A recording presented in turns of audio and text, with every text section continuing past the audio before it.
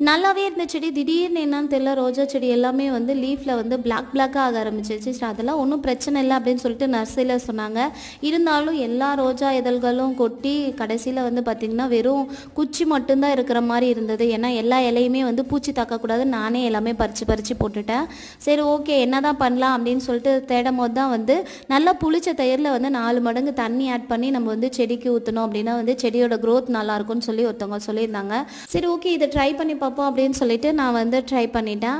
Next வந்து நான் எப்பயுமே வந்து அரிசி கழுவுன தண்ணி வந்து கீழே ஊற்ற மாட்டேன். கழனி தண்ணி பானையில் ஊற்றுனது மிச்சம் வந்து நான் செடிக்காக எடுத்து வச்சுருவேன். நம்ம எப்பயுமே செடியை வந்து கேர் பண்ணணும் அப்படின்னா இன்றைக்கி வந்து காலையில் தண்ணி ஊற்றுறோம் அப்படின்னா அடுத்த நாளும் அதே காலையில் தான் தண்ணி ஊற்றணும். எந்த அளவுக்கு தண்ணி ஊற்றுறோங்கிறதும் நம்ம வந்து கான்ஷியஸாக வச்சுக்கணும். அளவுக்கு மீறியும் வந்து தண்ணி ஊற்றக்கூடாது.